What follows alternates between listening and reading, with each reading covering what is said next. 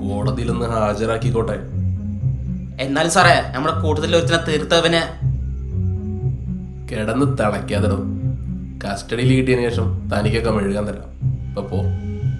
Sir. തന്റെ name board എവിടെ? Sorry sir. പോയി നോക്കടോ. ശരി സാർ.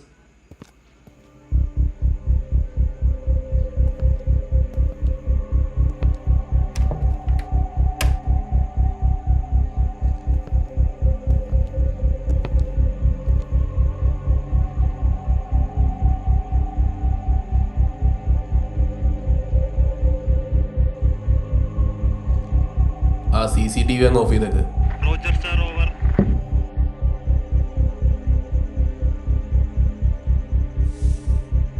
ഞാൻ DYSP അലക്സ്. എനിക്കാണ് ഈ കേസിൻ്റെ ചുമതല. അറിയാം സാറേ, ഞാൻ സാറിന് ഒരുപാട് തവണ കണ്ടിട്ടുണ്ട്. ഗുഡ്. അപ്പോൾ ഡിപ്പാർട്ട്മെൻറ്റിൽ എനിക്കുള്ള പേരൊക്കെ നിനക്കറിയാമല്ലോ?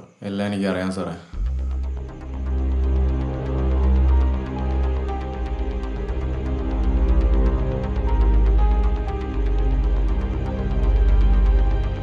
ഇനി പറ, എന്തിനു വേണ്ടിയാണ് നീ ഇത് ചെയ്തത്?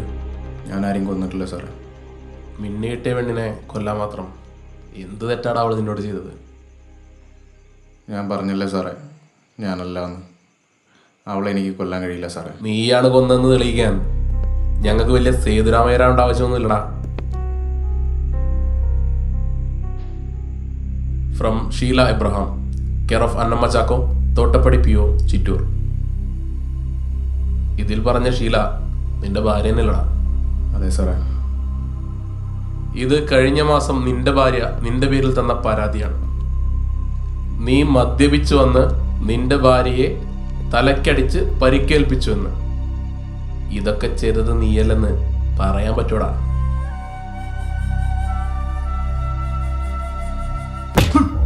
പറയണം അതിൻ്റെവനെ, ഈ പറഞ്ഞതൊക്കെ സത്യമല്ലേ? അതെ സാറേ,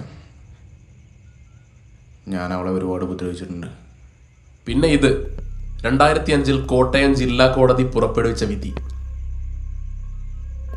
കോട്ടയം പാല പുളിഞ്ചോട്ട് വീട്ടിൽ സജി ശ്രീലക്ഷ്മി ദമ്പതികളെ തലക്കടിച്ച് പരിക്കേൽപ്പിക്കുകയും 30 പവൻ സ്വർണവും 10 ലക്ഷം രൂപയും കവർച്ച നടത്തുകയും ചെയ്തത് പാലക്കാട് ചിറ്റൂർ സ്വദേശിയായ പുല്ലാനിക്കാട്ടിൽ ചാക്കോ മകൻ റോയ് ചാക്കോ ആണെന്ന് തെളിയിക്കപ്പെട്ടതിനാൽ മേൽപ്പറഞ്ഞ പ്രതിയായ റോയ് ചാക്കോയ്ക്ക് 4 വർഷം കഠിന തടവ്.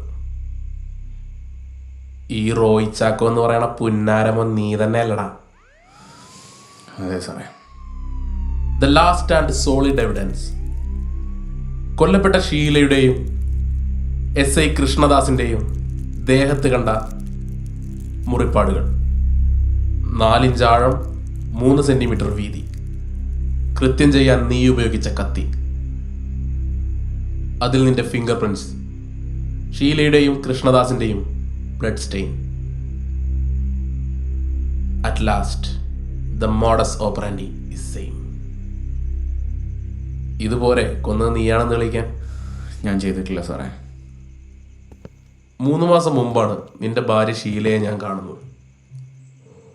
CI ഓഫീസിൽ പരാതി കൊടുക്കാൻ വന്നപ്പോൾ CI സ്ഥലത്തില്ലാത്തത് കൊണ്ട് പരാതി വാങ്ങിച്ചത് ഞാനാ. വായിച്ചപ്പോൾ ഗാർഹിക പീഡനം, സെക്ഷൻ 498A. പരാതി വായിച്ചതിന് ശേഷം SI കൃഷ്ണദാസിനോട് അന്വേഷിച്ച് നടപടിയെടുക്കാൻ പറഞ്ഞത് ഞാനാ. അതൊരു പാവം കൊച്ചായിരുന്നില്ലടാ. നീ സിഗരറ്റ് വെച്ച് പൊള്ളിക്കാത്ത ഏതെങ്കിലും സ്ഥലം ഉണ്ടോടാ അവളുടെ ദേഹത്ത്? നീയൊക്കെ ഒരാടാണോടാ? പെണ്ണിന്റെ കണ്ണീരിൽ സന്തോഷം കണ്ടെത്തുന്ന അടിമകൾ. ഏകദേശം ഒരു 6 മാസമായി കാണും സാറേ ഞങ്ങളുടെ കല്യാണം കഴിഞ്ഞിട്ട്. എൻ്റെ അമ്മച്ചിയുടെ ആങ്ങളുടെ മോളായിരുന്നു ഷീല, എൻ്റെ മുറപ്പെണ്ണ്. അമ്മാച്ചൻ മരിച്ചേ പിന്നെ അമ്മച്ചി അവളെ വീട്ടിലേക്ക് കൂട്ടി. അങ്ങനെയാണ് സാറേ ഞാൻ അവളെ കെട്ടുന്നത്.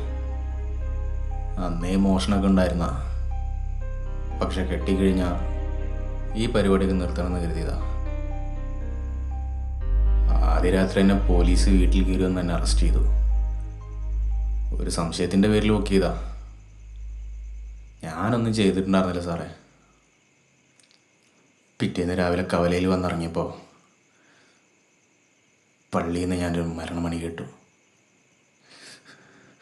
അതെൻ്റെ അമ്മച്ചിയുടെ ആയിരുന്നു സാറേ. അവളോട് ഞാൻ ഒരുപാട് തവണ പറഞ്ഞതാ സാറേ, കൊച്ച ഞാനൊന്നും ചെയ്തിട്ടില്ല. അവൾക്ക് വെറുപ്പായിരുന്നു സാറേ എന്നെ. അവളെൻ്റെ മുഖത്ത് നോക്കി പറഞ്ഞു സാറേ, എൻ്റെ അമ്മച്ചിയെ കൊന്നത് ഞാനാണ്. ആ കുറ്റബോധത്തിലാണ് സാറേ ഞാൻ വീണ്ടും കുടിക്കാൻ തുടങ്ങിയത്. പണ്ട് റോയിച്ച എന്ന് വിളിച്ച് പിന്നാലെ നടന്ന കൊച്ചിനെ അന്ന് ഞാൻ ആദ്യമായിട്ട് തല്ലി സാറേ. പിന്നെ കള്ള് മൂത്തപ്പോൾ ഞാൻ അവളോട് എന്തൊക്കെ ചെയ്തു കുട്ടിയെന്ന് എനിക്കറിയില്ല.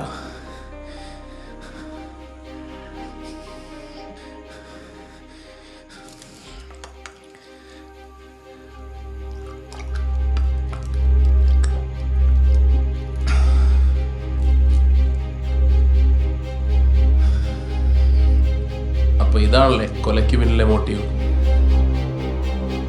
ഞാനൊരു കഥ പറയട്ടെ സാറേ. ഒരാട്ടിടയൻ്റെ കഥ.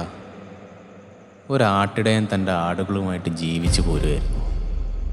ഒരു ദിവസം ആ കൂട്ടത്തിലൊരു മുട്ടനാട് അതിൽ ആട്ടിൻകുട്ടിയോടൊരു കുസൃതി കാണിച്ചു. ആ ആട്ടിൻകുട്ടി കാവൽ നായ്ക്കളോട് പരാതി പറഞ്ഞു. കാവൽ നായ്ക്കൾ ആ പരാതി കാര്യമായിട്ട് എടുത്തില്ല.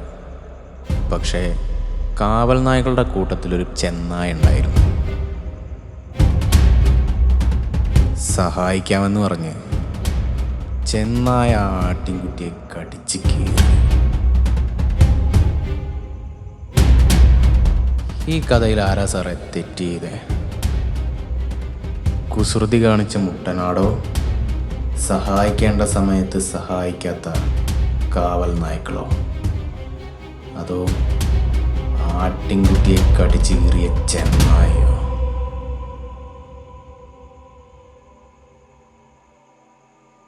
ഒന്നും പിടി കിട്ടുന്നില്ലല്ലോ സാറേ. കഴിഞ്ഞ 1-2 മാസമായി കാക്കിയിട്ട കുറച്ച് അവന്മാരെൻ്റെ വീടിന് ചുറ്റും നടക്കുന്നതായി ഞാൻ അറിഞ്ഞു സാറേ. കൃഷ്ണദാസിനെ ഞാൻ വിട്ടതാടാ. നീ വീട്ടിൽ കയറിയ അപ്പ പൊക്കാൻ. കൃഷ്ണദാസ്, ഞാൻ നേരത്തെ പറഞ്ഞ കഥയിലെ കാവൽ നായ, അതോ അവളെ കടിച്ചു കീറിയ ചെന്നായോ? അപ്പൊ കൃഷ്ണദാസാണ് കൊന്നെന്നാണോ നീ പറയുന്നത്? അങ്ങനെ ഞാൻ പറഞ്ഞോ സാറേ?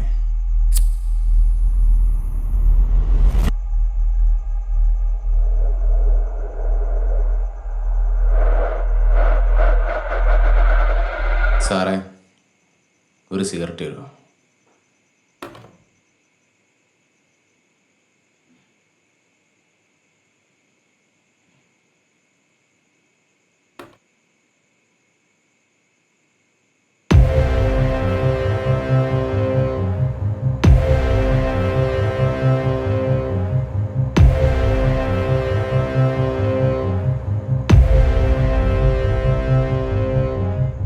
സാറിൻ്റെയാ? എൻ്റെ വീട്ടിൽ നിന്ന് കിട്ടിയതാ.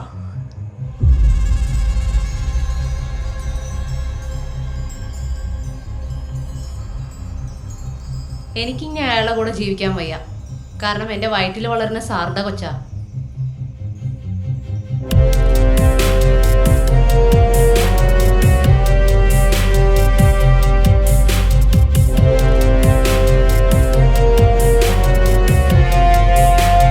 നിനക്കെന്താ കാര്യം പറഞ്ഞു മനസ്സിലായി? ഡിവോഴ്സും കോപ്പൊക്കെ ഒന്ന് കഴിഞ്ഞോട്ടെ. അതിനുശേഷം നിന്നെ ഞാൻ കെട്ടാന്ന് പറഞ്ഞല്ലേ? എന്തു പറഞ്ഞാലും ഒരു ഡിവോഴ്സ്. പെട്ടിയും കിടക്കിയെടുത്ത് തൻ്റെ വീട്ടിൽ കയറി വരാൻ അറിയാൻ മേലാഞ്ഞിട്ടല്ല, അന്തസ്സായി കെട്ടി കൂടെ കൂട്ടിക്കോളാന്ന് പറഞ്ഞോണ്ടാ. അതുകൊണ്ടാണോടി നീ എൻ്റെ അപ്പൻ്റെ ഓഫീസിൽ കയറി വന്നത്? അതെ, താനെന്നെ പറ്റിക്കാണോന്ന് അറിയണല്ലോ. 2 ദിവസത്തിനുള്ളൊരു തീരുമാനം ഉണ്ടാക്കണം. ഇല്ലെങ്കിൽ 2 ദിവസം ആക്കണ്ട, ഇപ്പൊ തന്നെ ഒരു തീരുമാനം ഉണ്ടാക്കി തരാം.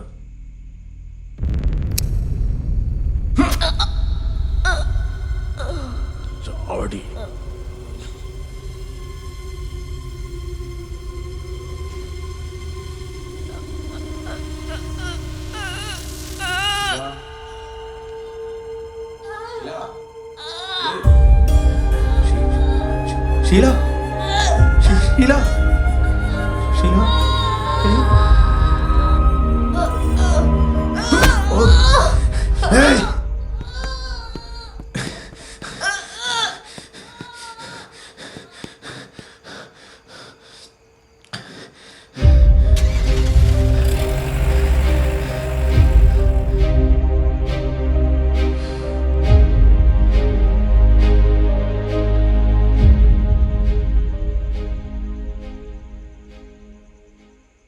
എത്ര വിദഗ്ധമായൊരു ക്രൈം കമ്മിറ്റ് ചെയ്താലും അത് തെളിയിക്കാനൊരു തെളിവുണ്ടാവും. The God's hand. ഇവിടെ ഈ കേസിൽ ഇനി അതില്ല.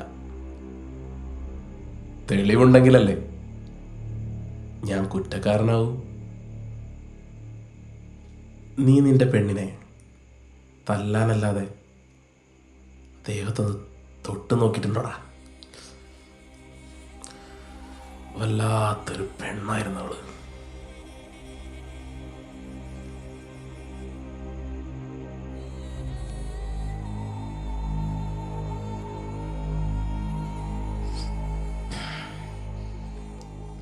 ഒക്കെ കഴിഞ്ഞപ്പോ അവൾക്ക് എന്നെ ഉണ്ടാക്കണം, കെട്ടി കൂടെ കൂടണം അത്രേ. മയില് അതാണ് മയിരെ, ഞാൻ തന്നെ അളകുന്നത്. കൂടെ നിന്ന് കുണ്ടിക്ക് വെക്കാൻ നോക്കിയോണ്ടാ അവനെ ഞാൻ കൊന്നത്.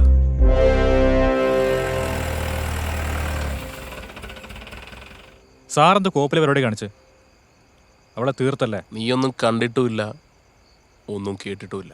സാറേ, ഇതൊരുമാതിരി കൈവിട്ട് കളിയായിപ്പോയി.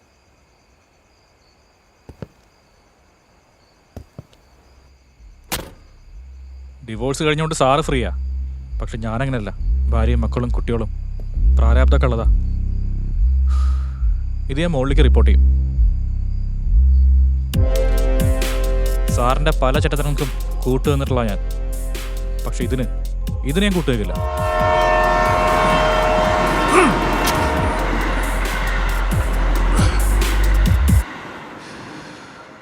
അതും എൻ്റെ തലയിൽ.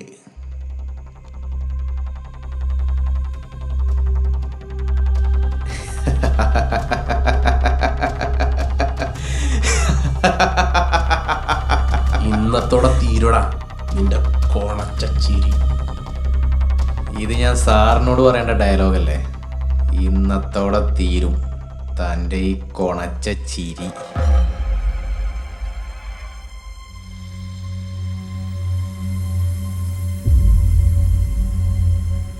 Control cobra interrogation room cover ചെയ്യണം. ഓവർ. പ്രതി അലക്സിനെ പുറത്തുവിടരുത്. ഓവർ.